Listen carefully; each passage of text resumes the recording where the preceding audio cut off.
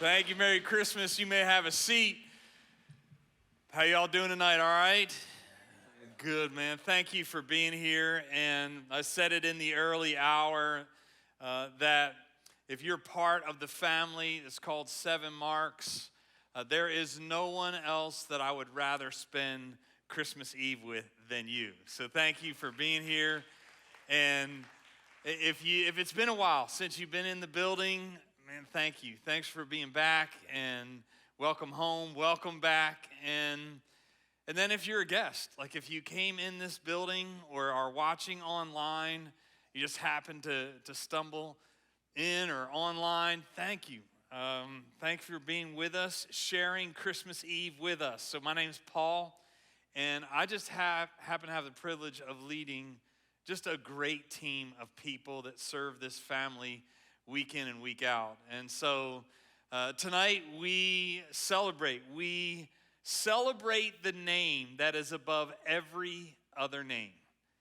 And tonight we will lift up the name, the only name that's worthy of all praise. And tonight we will direct all of our attention to the only name under heaven by which whoever, anybody, anyone chooses can have a relationship with the God of the universe, and his name is Jesus. And we just sang about him, and Isaiah talks about him, the prophet Isaiah, where he says, "Unto us a child is born, unto us a son is given, and the government will be upon his shoulders, and they will call him Wonderful Counselor, Mighty God, Everlasting Father, Prince of Peace." And so, hey, Christmas, the arrival of Christmas, there's so much build-up to Christmas. Just think about it. It's mind-boggling if you think about it. So some of you start decorating for Christmas before Thanksgiving. Some after. Some of y'all start listening to Christmas music back in October. You just love it so much. There's a family in New York, you probably know about this, the Guinness Book of World Records. So the family that decorates has the most lights on their house, on their residence, over 680,000 lights. And they start decorating in September. So if you want some pointers, just go online tonight, YouTube, figure out how you can decorate your house next year. And then, talk about Christmas and even shopping. Some of you started shopping for Christmas last year. Like after Christmas, you started shopping for Christmas. And then some of you even started a little bit earlier just because of, COVID and maybe the thought that some of the stuff's not going to be available, so I'm going to start shopping a little bit earlier this year. This year, it's estimated that Americans, we will spend $850 billion on gifts to one another. $850 billion. And then between Thanksgiving and Christmas, we will ship an estimated 4 billion packages to one another, just in this season. It's crazy. And then, we can't forget about food, right? Food that nothing like Christmas time and all of the food. And so what we do is we stock up the pantry, the fridge, we work on the menu, get everything just right. And then on Christmas Day, we eat 2 to 3 times more than the recommended daily caloric intake, right, on Christmas Day. It's crazy. A lot goes into the build up of Christmas. And why not? It's a celebration. But you have to ask yourself, what are we celebrating? So some of you know I'm from a large family. So I'm one of 6 kids from New Jersey. So on Christmas morning, we had this big rec room. And on Christmas morning, when we started unwrapping presents, it was just sheer bedlam. It was a lot of laughter, a lot of fun, just happy, just paper going everywhere. And inevitably, with the paper going everywhere, there are gifts that, slide under this, unwrapped paper, or like my mom and dad, they would sometimes hold out a gift that they thought was like something we really wanted. You know what I mean? Like this is a special gift. This is something they've been asking for. So they would set it aside, or they'd put it in some obscure place behind the Christmas tree or whatever. And in the chaos, they would be like, hey, there might be one more somewhere. There might be another gift somewhere, or you might be missing out on something. But in the chaos and in the bedlam, there were gifts that were left buried or hidden somewhere or overlooked or set aside. You know, when you think about that and you think about the first Christmas had no buildup. Nothing like the Christmas of today. There was no buildup at all, actually. So we sing carols, like we sing about the angels, this host of angels sing glory to God in the highest, and on this hillside with shepherds and the star and then the three wise men coming and bringing gifts. And so we sing all about that, and you think that there's a little bit of hype, but there was none of that. For most, on that first Christmas, it was just an ordinary night. It was an ordinary night in a no-name town.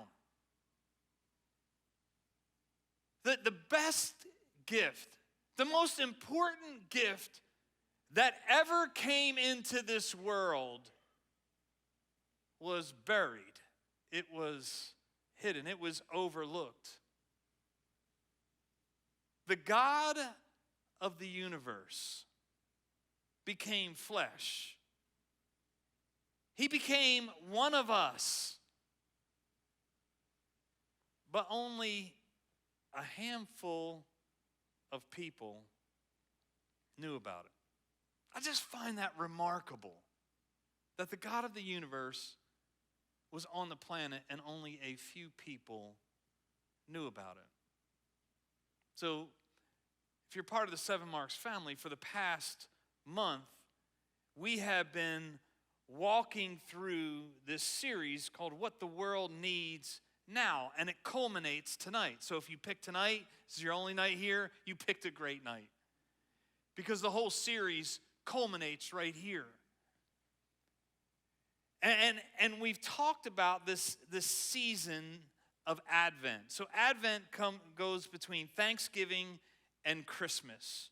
And Advent comes from the Latin word adventus, which means coming or arrival. And so we've been unwrapping this most important, this best gift of Jesus through this series. And the Advent series, it's been around for centuries, and what it has done is it has served as this season to remind us, to focus us so we don't lose sight of the coming of Jesus and what that brought, what he brought with him. Not only then, not only now, but even for all of eternity. Because you know, when Jesus came to the planet, he didn't come empty-handed. Jesus he made the planet, but he didn't come just to kind of stroll around and see if everything was going okay on the planet. No, when Jesus came to the planet, he came loaded down with everything that the world needed then, and he came with everything that the world needs now. And he came first bringing hope. Now, we hope for a lot of things. If you're a kid in the room tonight, you're hoping maybe either tonight, if you can talk your parents into it, or tomorrow morning, you're hoping to unwrap something that you really, really want. You've been asking for it, and so you're hoping that you're going to unwrap it. If you're a student, or maybe even an adult, you're really hoping I don't talk too long. All right, you're really hoping that. But we hope for a lot of stuff. We hope that 2022 is going to be a better year. And we hope that some things are going to turn around in our relationships. We hope some of our circumstances are going to get a little bit better. We hope for new things, new house, new car. We hope for a new job. We hope we can find a job.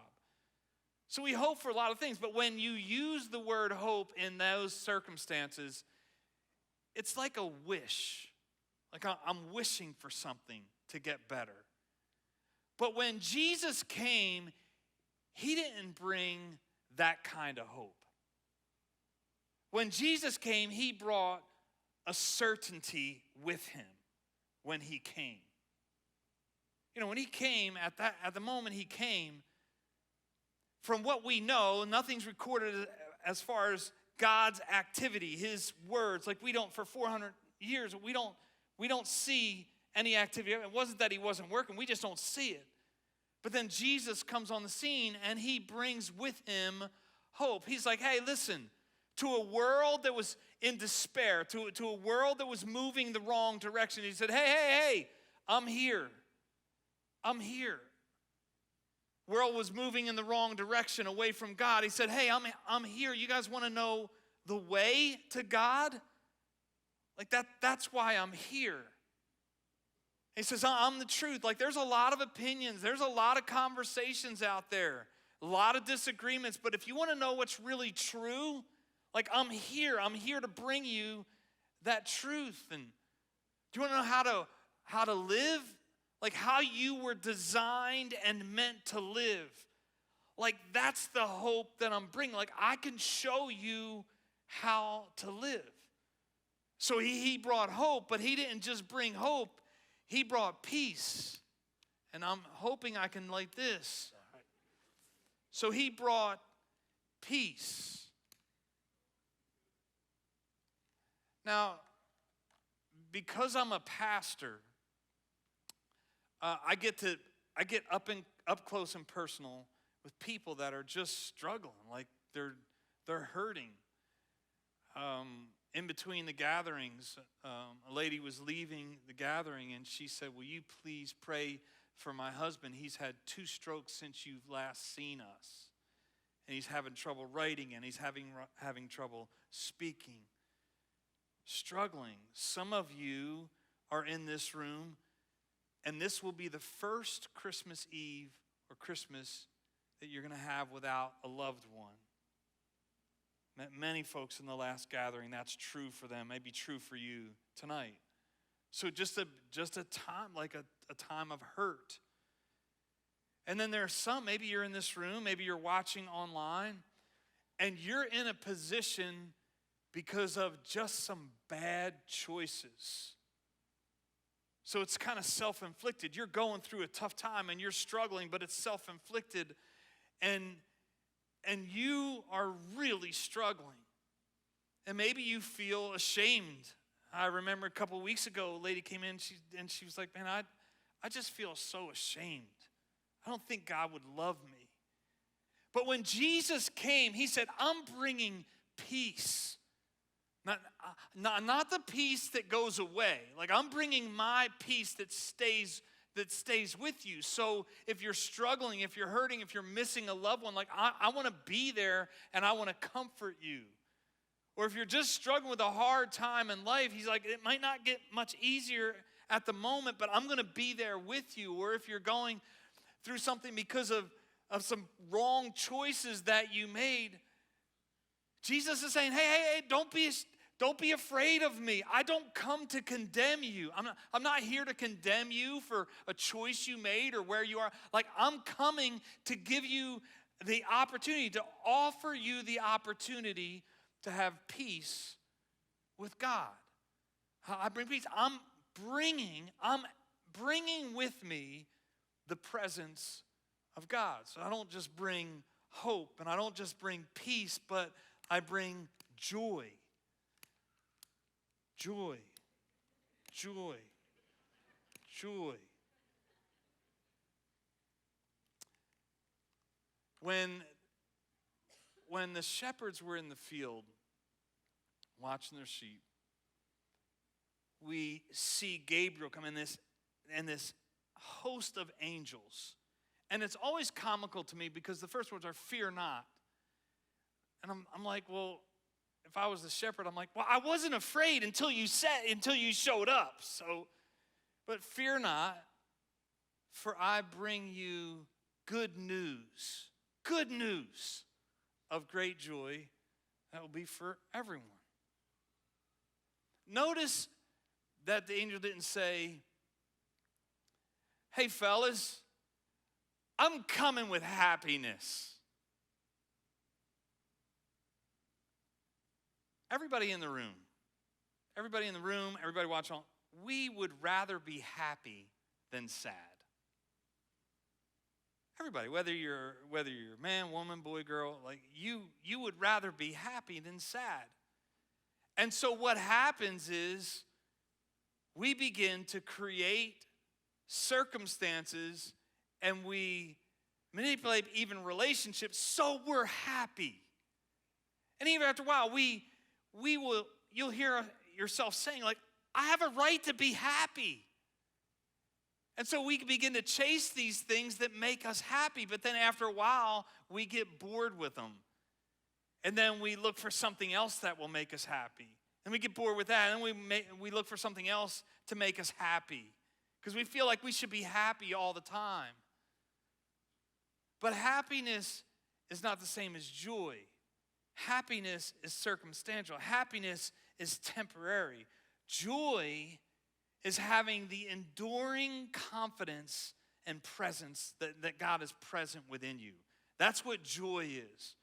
That regardless of whatever the circumstances are in your life, easy or hard, happy or sad, like I can have joy because I know that Jesus is with me. So he came and he brought hope and he brought peace and he brought joy. But then he also brought, most importantly, love. Martha and I, we started dating when we were 15. So I'm 57, so I'll just let you, so we'll get rid of the math already, all right? But we first said I love you to each other at a camp in Maine when we were just kids. She could have easily said, no, you don't, because I didn't know what I was saying at the time. Thought I knew what I was saying. And then over the years, our love has grown and it has matured, and I deeply, deeply love my wife. But there are times where that's not demonstrated. There are times where when I should be selfless, I'm selfish. When there are times that I should be more concerned about meeting her needs than my needs. I find that there are times, we talked last week, where my love is limited. Where I find like it's conditional. I would say it's unconditional, but then I find it's conditional in sometimes how we treat. That's not the love that Jesus brought. When Jesus came, he said, I bring the love of the Father. The steadfast love of the Father. It's unconditional. It's unlimited. It doesn't matter what you do. It's not going to dictate what my Father's love is like for you. You can't earn it. You don't deserve it. But he wants you to have it. In fact, he sent me to you. He sent me to die for you, to demonstrate my love for you. I came so that you would have life, and life to the fullest. And so if you're in this room or you're watching online, Jesus came to die. Jesus came, lived a perfect life, was crucified on a cross for your sin and for my sin, buried, rose again 3 days later to conquer death, sin, and the grave, to give you and I an opportunity to have a relationship with God. That's why he came. He came bringing all of this goodness. John says this, he came, In him was life, and the life was the light of men. And the light shone in the darkness, but the darkness could not overcome it. It could not overcome it. But a few verses later, I find it, just these words that John penned that are pretty disheartening. So the true light came into the world to give light to everyone. To everyone. The true light. He made the world. He made the world. He came into the world, made the world, and yet the world did not know him. He came to his own, but they did not receive him. Why? Like, why didn't they receive him? From the beginning of time, we see this picture. We see words, we see promises, we see prophets that are speaking about the coming of Jesus into the world to save the world. And yet when he came, he was not received. Why? If you turn the page, a few more pages, in John 3, we learn that the light came in, but men liked darkness rather than light because their deeds were evil. See, darkness in the Bible symbolizes sin. It symbolizes separation from God. And sometimes we like to be in that darkness because we have control. I have 2 grandkids, Haven and Nolan. Haven's 4, Nolan's almost 2. And so if they come to my house, you can bank on we're doing one of 3 things. So I'm going to build a slide out of outdoor cushions. That's number 1, so they can slide. I'm going to build a fort so we can play inside the fort out of the same cushions, or we're going to play hide and seek. And so what happens is Haven counts and Nolan hides with me. So you would think that Nolan, almost 2, like he couldn't stand still, he would be noisy. None of that's true. So Nolan, he sticks right on my leg. We can hide in the closet behind clothes, in the dark, whatever. And Nolan, he'll put his thumb in his mouth and he'll put his hand behind his head. I have no idea why he does that, but we'll work on that in 2022, all right? So, but Nolan, and he will stay quiet. And Haven, she's not that good at finding us, okay? And so we'll stay there, and I'll have to whistle or I'll have to do something. But in the dark, as I thought about that, I'm kind of in control of Haven. She can't find me, kind of in the dark, hiding. And often in our life,